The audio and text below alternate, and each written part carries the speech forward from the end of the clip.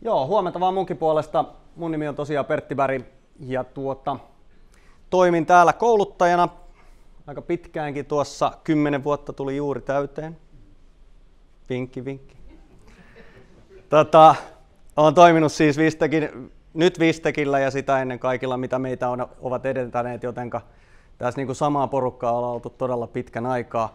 Ja nyt sitten taas kouluttajana vähän pohdiskelen uutta tuotetta ja sen sellaista, eli osa tästäkin, mitä nyt seuraavaksi näette, on sellaista, missä mä puhun asioista, joita pitäisi tapahtua piakkoin. Aina tietysti kouluttajana pitää yrittää välttää sitä, että ei kovasti puhuisi siitä niin sanotusta futurevaresta, niin kuin hienosti sanotaan somessa, eli tavallaan siitä tulevasta materiaalista, mutta kaikki nämä asiat, mitä tässä esittelen, niin olen nähnyt ja tiedän, että toimii. Että ne ei ole ihan niin kaukasta kuitenkaan. Mutta osittain nyt toi Microsoftin uusia tuulia tarkoittaa sitä, että mitä kaikkea nyt on tulossa.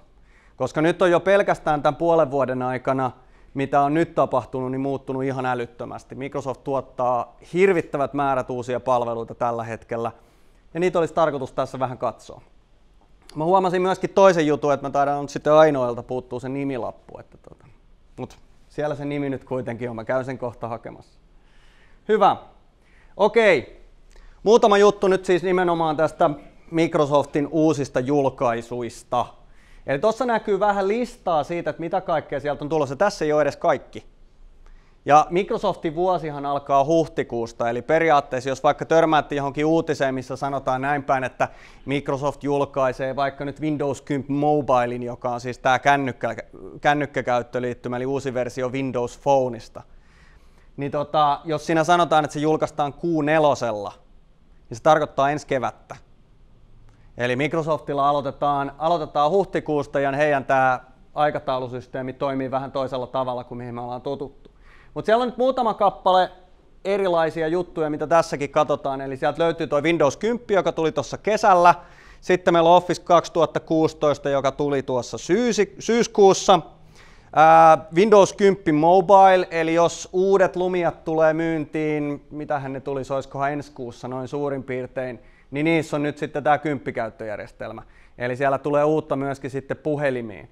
Sitten tuolla on tuommoinen mielenkiintoisuus kuin Office Touch, joka on taas sitten kännyköihin tarkoitettu Office-versio, eli ne uudet versiot on nyt jo sitten saatavissa Applen tuotteille ja Androidille, ja tulevat varmaan sitten noihin puhelimiin ton puhelinversio Windows 10 kautta. Sitten mulla on muutama sana Skypeista, eli Skype for Business. Nyt osalle tämä Skype for Business on aika hassu nimi, koska sehän on itse asiassa vanha lynkki. Eli Lync 2013 oli viimeinen Lynkin versio, sen jälkeen tuli Skype for Business 2015, joka on siis Lynkin uudempi versio. Käytännössä katsoen täysin sama sovellus. Mutta siihen palikkaan tulee nyt aika paljon uutta. Ja taustalla pyörii nyt sitten koko ajan tuo 365. Ja se mikä on teillekin kaikille teille, joilla on vielä sellainen tilanne, että teillä on osa teistä on varmasti jo siirtynyt Office 365, osa pitää sitten jonkinnäköistä hybridiversiota, että on vähän molempia, ja sitten joillakin on niinku periaatteessa tämä vanha maailma lainausmerkeissä, että on omat sovellukset kaikki, niin nyt toi 365 on se, mitä Microsoft tällä hetkellä puskee ihan hirveätä vauhtia kaikille. Eli käytännössä katsoen kaikki uutuudet, kaikki parhaat ominaisuudet, mitä mä tässä näytän, niin suurin piirtein ovat Office 365 tavaraa. Mutta onneksi sitten tuossa iltapäivävedossa Erkki puhuu Excel-puolen jutuista, jotka sitten löytyy kyllä niin kuin Excelistä noin niin kuin yleisesti ottaen. Myöskin toi Power BI, mä laitoin sen tonne ihan vaan sen takia, että siitä sitten iltapäivällä, vaan tuossa toisessa vedossa lisää. Palvelin puolelta en aio puhua näistä. Meidän ehdoton osaamispuoli on tuo loppukäyttäjäosasto. Ei sinänsä, kyllä meillä osaamista löytyy tuolta palvelimista, mutta me ollaan keskitytty tuonne loppukäyttäjiin erityisesti. Näin. Mutta sellaista uutta täällä on nyt tulossa. Ja jos hiukan vilkastaan ehkä nyt sitä suurinta uudistusta, mä veikkaan, että osa teistäkin on nimenomaan kiinnostunut tästä, koska nyt kun tuli Windows 7, niin käytännössä katsoen suurin osa Windows XP:stä vaihdettiin sinne 7, eli varmaan täälläkin todella suurella osalla on Windows 7 käytössä. Sitten tuli Windows 8 ja 8.1, jota kaikki vihas, koska se oli niin vaikea käyttää, mikä tietysti Ehkä vähän kyseenalaista olkoonkin, siinä varmaan jotain tekemistä sen kanssa, että se oli kovin erilainen. Ja sen takia hirveän monessa yrityksessä hypättiin kokonaan tämä 8 yli. Ja nyt sitten kesällä tuli Windows 10. Ja kovalla puheella ja kovalla hypetyksellä on tullut ulos. Ja Windows 10 on nyt sitten se, mihin aika moni siirtyy, koska jos ajatellaan keskimääräistä yritystä esimerkiksi Suomessa, niin yleensä me otetaan joka toinen versio sieltä. Ja nyt 7 alkaa olla jo vähän vanhentunut, niin nyt olisi sitä aika siirtyä tuonne 10. Joten mä keskityn aika paljon tuohon Windows 10 vähän sitä, että mitä se käytännössä katsoen tarkoittaisi. Mä en hirveästi halua mennä nyt tässä esityksessä siihen, että mitä se tarkoittaa teidän IT-hallinnon puolelta. Eli esimerkiksi sitä, että jos me halutaan migroida koko käyttäjäkunta, niin minkä tyyppistä. Mutta tulkaa kysymään tuossa tauolla, jos tulee jotain kysymyksiä siihen liittyen. Siitäkin löytyy aika hyvin jo tietoa, koska tosiaankin tässä on puoli vuotta näitä migraatioita ollut ja muutamaan ollaan jo mekin törmätty. Muutamia uusia ominaisuuksia. Mä kirjoitin tuonne ylös tämmönen niin sanottu parhaat puolet Windows 7 yhdistettiin 8 kanssa. Eli siis 8 oli huomattavasti paljon kevyempi kuin 7. Eli se pyörii huomattavasti paljon vähemmän varustelulla, köykäisemmällä koneella. Ja tämä oli itse asiassa se paras puoli siinä 8, koska sen saa kyllä pyörimään millä tahansa tabletilla tai kännykälläkin jopa. No nyt sitten parhaat puolet yhdisteltiin, eli otettiin se käyttöliittymä, mitä kaikki kovasti kaipasivat, ja yhdistettiin se tähän Windows 8 pohjaan, niin saatiin tämä 10 sieltä noin suurin piirtein. Siellä on pari ominaisuutta, mitkä mä haluan mainita tässä jo, kohta näytän ihan konkreettisesti. Kontinuumi on hieno sana. Kontinuumilla tarkoitetaan sitä, että meillä on kännykästä tabletin kautta läppäriin ja läppäristä pöytäkoneeseen. Kaikissa on sama käyttöliittymä. Täysin sama käyttöjärjestelmä ja kaikki ohjelmatkin menee ylhäältä alaspäin ja alhaalta ylöspäin, jokaisessa versiossa. Tämä oli semmoinen, minkä olisin hirvittävän mielelläni halunnut näyttää, mutta sitä en pysty näyttämään sen tarkemmin. Mä olisin halunnut lyödä kännykän kiinni näppäimistöön ja näyttöön. Mä oon monta kertaa sellaisen demo jo nähnyt, mutta ikävä kyllä niitä laitteita ei ole vielä myynnissä, millä tätä voisi testata. Eli se, että me lyödään ihan vaan kännykkä kiinni periaatteessa näyttöön ja näppäimistöön, tai tietysti tässä varmaan langattomasti sitten liitetään, ja sen jälkeen me saadaan kuva näkymään esimerkiksi seinälle. Eli tavallaan, niin jos mä ajattelen sitä semmoista myyntimiehen tai sitten tämmöisen asiantuntijan maailmaa, kun pitää mennä esiintymään, niin se, että tarviiko mä oikeasti tätä kannettavaa mukaan enää joka paikkaan, kun mä pystyn kännykällä heijastamaan tuonne seinälle kaiken. Kontinuumista nähdään pikkasen kohta, mä pystyn vähän sitä demoamaan. No, toimintokeskus, useita työpöytiä, vähän uutta sovellusta ja niin edespäin. Siellä on pari sellaista. Periaatteen vuoksi pitää mainita Cortana, mutta eihän se oikeasti toimi. Eli siis tarkoittaa sitä, että mä voin mutista tälle tietokoneelle ja sitten se mulle kauheasti vastailee. Tämä onnistuu kännyköillä tänä päivänä aika hyvin, eli kaikilta valmistajiltahan tällainen löytyy, että sä painat jotain nappia ja huutelet sinne puhelimeen ja sitten se puhelin vastaa sulle. No, Cortana on nyt sitten se, että se on läppäristä. On ihan mielenkiintoinen ajatusmaailma sinänsä, että mä voisin sanella vaikka jonkun sähköpostin. Kuulostaa ihan hyvältä. Ainoa vaan, että meidän pitäisi nyt sitten olla siellä Yhdysvaltojen puolella, tai sitten kääntää kaikki koneen asetukset silleen, että tämä kone kuvittelee olevansa Yhdysvalloissa. Menee vähän hankalaksi, eli ehkä me Suomessa joudutaan sitten odottamaan vielä jonkin aikaa. Käynnistä valikko ja äpikkunat, nämähän on näitä uusia ominaisuuksia, eli käytännössä katsoen paluuta siihen, mitä 7 oli. Näin. Okei, siinä nyt muutama maininta, ja kuten sanottu, ihan kohta uudestaan, mutta vielä yksi kuva ennen sitä. Eli tämä on siis se, mistä mä puhuin tuossa, kun yhdistetään vanhaa ja uutta. Tuossa on 7 käyttöliittymä, tuolta se näyttää, tällainen löytyy tosiaankin monelta sieltä työpöydältä. Alakulmasta kun napsauttaa, tulee käynnistä valikko esille ja niin edespäin. Tässä on sitten se 8, täysin mahdoton ja hirvittävän vaikea, ei voi ikinä oppia tällaista käyttämään. Löytyy tästä. Ja nyt sitten vieressä on 10 vastaavat. Eli tuossa on se 10 perustyöpöytänäkymä. Ja alakulmasta kun mä napsautan, niin mä saan käynnistä valikon sinne ja huomaatte, että se on vähän isompi, mutta hyvin samanlainen kuin mikä toi vanha oli. Mutta 10 on myös tablettitila, joka toimii tämän kontinuumin kautta. Eli jos mulla on vaikka tällainen hybridikannettava, josta saa näytön irti ja siitä tulee tabletti, niin automaattisesti se vaihtaa tablettitilaan, joka näyttää tältä. Eli periaatteessa itse asiassa molemmat tilat on edelleen olemassa. 8 ja 7 yhdistettynä tähän uuteen versioon. Itse henkilökohtaisesti olen nyt käyttänyt aika paljon 10 myöskin tabletissa. Mulla on 8-tuumainen tabletti, jossa mä oon sitä käyttänyt. Ja täytyy sanoa näin päin, että en mä ihan vielä päässyt tästä siirtymään tonne. Eli kyllä mä niin kuin jotenkin kaipaan sitä 8 vielä. Mutta mä luulen, että tähän pystyy oppimaan. Siellä on hyvin paljon samaa. Näin. No mutta siinä nyt noita kuvia. Laitetaan tuosta vähän esitystä kiinni ja katsotaan ihan konkreettisesti, miltä se näyttää. Eli tässä meillä nyt sitten on normaali Windows-näkymä niille kaikille, jotka eivät ole vielä sellaista nähneet. Alhaalta löytyy tuttu tehtäväpalkki ja kuvakkeet näyttää kutakuinkin samalta kuin aikaisemmin. Semmoinen pieni maininta, että nyt tässä on aika pieni resoluutio, koska me nauhoitetaan tämä kuvankaappaus ja me jotain julkaista tämän, niin se tarkoittaa sitä, että mä en voi laittaa sitä semmoista työpöytäversiota, minkä ehkä näette työpöydän. Mutta vilkaistaan nyt tuolta sitten hiirellä alakulmaa. Sieltä löytyy käynnistä valikko. Täältä löytyy eniten käytetyt sovellukset. Sieltä löytyy kaikki sovellukset listaus, eli jos mä tonne napsauttelen, niin mä pääsen katselemaan kaikkia sovelluksia, löytyy sieltä listassa. Ja sitten tietysti löytyy nämä kuvakkeet, eli tämä on nyt sitten nämä live-tailit, eli elävät tiilet. Ja niitä on nyt sitten iso läjä tuossa näkymässä. Tämä on semmoinen näkymä, että jos katsotaan tätä perusversiota, niin tämä näyttää vielä kovin siltä kotikäyttäjän mallilta. Eli jos me ajatellaan näitä live-taileja täällä, niin sieltä löytyy nyt sitten kalenteria ja valokuvia ja löytyy jotain pelejä ja niin edespäin. Aika harvassa sovelluksessa on oikeasti tällä hetkellä mahdollisuus käyttää live-tailia silleen, että siitä olisi oikeasti jotain hyötyä. Mutta nyt tämä on semmoinen, joka on niin kuin, josta löytyy tämmöinen beta-versio. Ja se olisi se, että tämä näkymä siirtyisi Delveksi. Kuinka moni tietää, mikä on Delve? Muutama käsi nousee.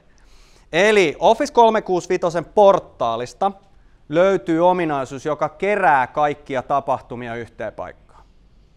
Ja nyt mulla on täällä portaali auki. Näin, ja nyt mä menen täältä sinne Delveen. Tää on nyt tämmönen testiympäristö, joten tää ei näytä kovinkaan. Täällä ei ole vielä kovin paljon tätä. Saas nähdä, onko yhtään mitään. No eihän siellä ole yhtään mitään. On siellä jotain. Loistavaa. Eli idea on siinä, että Delve kerää kaikki asioita, mitä tapahtuu meidän ympäristössä. Sähköposteja. Täällä on esimerkiksi nytten tämä mun Ali-käyttäjä tässä, niin hän on muokannut Alex Darrown kanssa jotain tällaista dokumenttia. Näitä se kerää tänne Delven puolelle. Tässä on myöskin nyt sieltä Office 365 sitten ei niin uusi ominaisuus, mutta hiljattain julkaistu. Tämä on sellainen, että kaikki ne, jotka oikeasti 365 käyttää, tutustukaa Delveen. Tämä on itse asiassa yllättävän hyödyllinen pikkusovellus, joka täältä löytyy. Ihan vaan siinä, että löydetään asioita, mitä me ollaan tehty viime aikoina. Ne kootaan tänne. Ja nyt siis idea olisikin siinä, että jos mulla olisi tavallaan tässä näkymässä esimerkiksi mitä dokumenttia muokkasin viimeksi, siitä olisi aika paljon hyötyä. Tässä on yksi asia, mihin suuntaan Windows on menossa. Windows on siirtymässä siihen suuntaan, että sillä, mihin te tallennatte asiat, ei ole niin väliä. Eli täällä on aika paljon, kohta näette lisää sellaisia kohtia, missä tavallaan niin kuin sun ei tarvitse tietää, mihin sä tallensit sen, se vaan näkyy.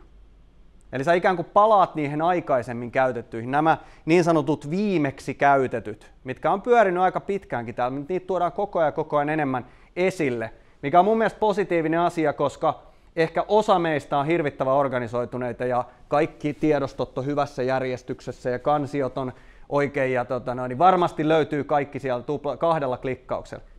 Mä en oo. Voin ihan rehellisesti myöntää, mä en löydä yhtään mitään mun kansioista. Niin positiivinen puoli on siinä, että jos tämä järjestelmä kertoo mulle, missä ne asiat on, niin silloin mä pääsen vähän helpommalla. Näin. No mut siinä nyt käynnistä valikkoa ja täältä nyt sitten, ehkä nyt vois, mennään tuossa eteenpäin, kello juoksee eteenpäin, niin otetaan toisesta laidasta näkymää. Eli nyt mä painan tuolta alakulmasta tuollaista puhekuplaa. Mutta koska tää on pyyhkäisynäyttö, mikä tässä on, niin mä voisin myöskin pyyhkäistä tuolta oikealta. Eli riippuen siitä, että onko meillä kosketusnäyttö vai onko meillä näppis ja hiiri, niin molemmilla saadaan tämä sama auki ja täältä löytyy nyt sitten toimintokeskus. Ja nyt tämä on se, minkä te kaikki oikeasti jo tunnette. Otatte minkä tahansa kännykän tänä päivänä, pyyhkäsitte ylhäältä alaspäin, niin sieltä löytyy toimintokeskus. Tämä on se sama. Eli mulla ei tässä kohdassa vielä näy kauheasti, mutta jos mentäisiin mun henkilökohtaiselle puolelle tässä koneessa, niin täällä näkyisi vino-pino erilaisia ilmoituksia. Sieltä löytyisi sähköpostia, sieltä löytyisi, jos jonkinnäköisiä järjestelmäilmoituksia, siellä ilmoittelisi pilvipalvelut tallennetuista asioista ja niin edespäin.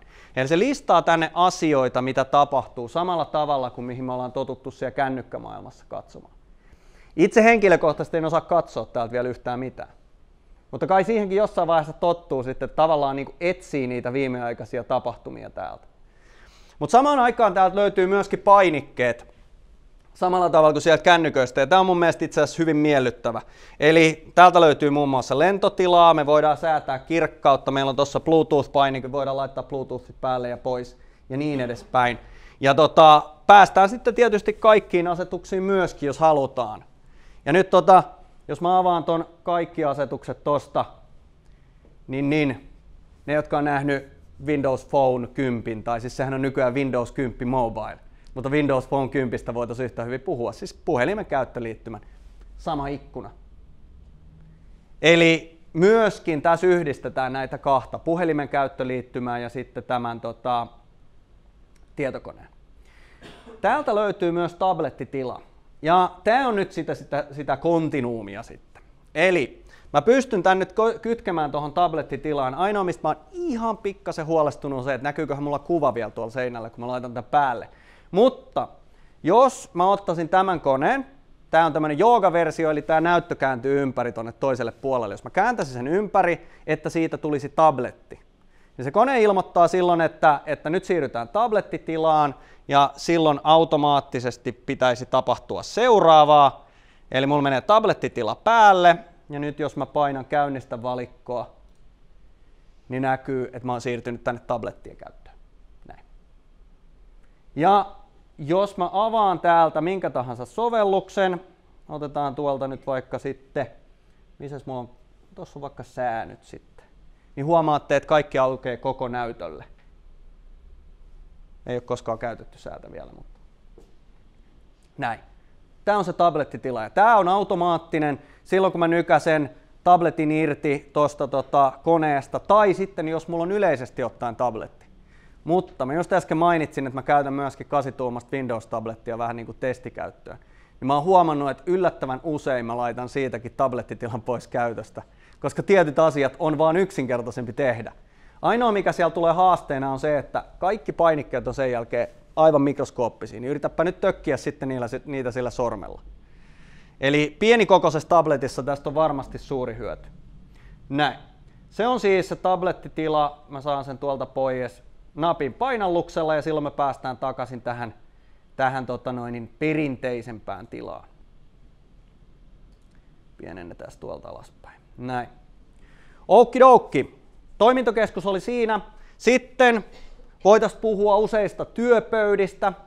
Aika monella tänä päivänä alkaa olla sellainen tilanne, että on työpöydällä pari kappaletta monitoreja. Silloinhan me voidaan periaatteessa käyttää 2 työpöytää siihen työntekoon. Tämä on ehdottomasti mun mielestä suositeltava joka tapauksessa, koska työnteko helpottuu, kun on paljon asiaa. Yhdellä asiakkaalla oli mielenkiintoinen, heillä oli 3. Ja siellä muutamat sanoivat, että nyt ei enää riitä silmät. Että niitä on liikaa. Eli ilmeisesti 3 on sitten, tai sitten se on vaan tottumiskysymys sekin. Meillä on täällä alhaalla kuitenkin vielä yksi painike, joka on tämmöinen tehtävänäkymä. Mä lyön sen täältä esille ja nyt se näyttää tietysti, että mitkä kaikki sovellukset mulla on käynnissä. Täältä mä voisin hyppää sovelluksiin. Joku on ehkä tottunut tähän. Tää on aikaisempi on Alt ja tabulaattori, tai sitten Windows-painike ja tabulaattori. Sieltä on tullut tämmöinen samanlainen ikkuna aikaisemminkin. Mutta se mikä täällä on uutena, on täällä alapuolella tämmöinen kuin uusi työpöytä. Eli oikeassa alakulmassa mä käyn sieltä napsauttamassa uutta työpöytää, niin nyt mulla on kokonaan uusi työpöytä täällä. Eli mulla on tällä työpöydällä ei ole nyt yhtään mitään, mutta jos mä menen tuonne ykköstyöpöydälle, niin se oli se, mistä mä äsken olin. Eli mä pystyn luomaan useita työpöytiä. Ja täällä tässä toisella työpöydällä voisi sitten olla vaikka kaikki sosiaalisen median työkalut auki. Mulla voisi olla siellä Facebookia, Twitteriä ja niin edespäin. Ne voisi olla kaikki siellä auki, ja sitten mä vaihtaisin työpöytä aina silloin, kun mä palaan sorvin ääreen, eli sitten kun mä rupean tekemään töitä. Sen verran voi sanoa tässä kohdassa, että mä poistan tämän työpöydän heti miten, koska kohta rupeatte huomaamaan sellaista pientä yksityiskohtaa, että tää mun hiiri rupeaa nykimään. Tää vie aika paljon resursseja tää 2 työpöydän käyttö. Eli pidetään tämä nyt tässä mainintana. Samalla kun mulla näitä sovelluksia tässä on auki, niin tässä on nyt sitten AeroSnap. Kaikki varmaan tuntee tämän nimityksen. Eli tämä on siis se, kun ajetaan asioita puolikkaalle ruudulle. Sillä on siis virallinen nimi, esimerkiksi AeroSnap. Ja nyt mä painoin siis Windows-lippua ja nuolinäppäintä vasemmalla, niin mä sain puolikkaalle ruudulle tämän tällä hetkellä käynnissä olevan sovelluksen. Ja 10 näyttää nyt tällä tavalla aika kivasti, että minkäs näistä sovelluksista sä haluat tuohon viereen. Ja jos mä nyt otan sinne vaikka sitten tuon asetukset-ikkunan, mä voin vielä painaa nuolia ylöspäin, niin mä saan vielä lisää sovelluksia tänne auki. Ja nyt mulla on 3 sovellusta. Mä saan 4 eri sovellusta yhtä aikaa tähän samalle ruudulle näkymään. Ja tietenkin läppäriruudulta tästä ei ole mitään hyötyä. Mutta jos ajattelette sitä teidän työpöytänäyttöä, 27-tuumainen työpöydän näyttö ei ole mitenkään poikkeuksellinen enää tänä päivänä. Niin silloin tästäkin alkaa taas olla hyötyä, kun meillä on aika paljon asioita yhtä aikaa käytössä. Mutta tämä on niinku uudistunut tässä, pieniä uudistuksia toki. AeroSnapin nimellä mennään. No muutama sana vielä sieltä resurssien hallinnasta, eli tässä olisi nyt tämä resurssien hallintaikkuna. Ja tosiaankin mainintana siitä, mä puhuin jo äsken siitä että minnes mä nyt sen laitoin tyyppisestä ajatusmallista. Ja tässä näkyy tämä todella hyvin. Eli meillä on ensimmäisenä näkyvissä viimeisimmät tiedostot. Ja siellä näkyy kaikki tiedostot, mitä mä oon viime aikoina käyttänyt. Mä oon itse henkilökohtaisesti, mä en käytä nykyään juuri muuta, koska tämä ihan oikeasti näyttää kaikki tiedostot. Aikaisemmin meillä on ollut se, että me ollaan otettu vaikka Excel. Ja Excelistä me avataan se viimeisimmät, mutta sitä ennen meidän on jo pitänyt avata Excel. Tavallaan tässä näkymässä, jos mulla on tämä ikään kuin koko ajan taustalla, niin mä näen täältä aina suoraan, mitä mä oon viime aikoina tehnyt. Ja tämä ei lopu tähän. Täällä on nimittäin tuossa vasemmassa laidassa, te näette tuon pikakäyttöosion. Niin täällä näkyy muun muassa Camtasia Studio kansio. Mutta en mä ole tätä mitenkään tänne laittanut, vaan se muistaa sen. Eli kun mä käytän jotain tiettyä kansiota tarpeeksi monta kertaa, niin se rupeaa muistamaan sen ja se lyö sen tänne. Ja loppujen lopuksi tässä näkymässä tulee olemaan vain ne kansiot, mitä mä käytän eniten. Eli mulla esimerkiksi henkilökohtaisesti täällä on aika monta asiakaskansiota mun OneDrive for Businessesta, koska niitä mä oon käyttänyt eniten viime aikoina. Eli täällä tulee esille nimenomaan sitä, mihin mä nyt sen viimeksi laitoin tyyppistä ajatusmallia. Näin. Hyvä. Ehkä yksi maininta vielä sovelluksista. Avataan tuosta toi Edge. Uusi selain. No, selaimet on selaimia. Mutta tässä nyt olisi sitten Edge-selain, Edge, joka nyt sitten jollain aikavälillä korvaa Internet Explorerin.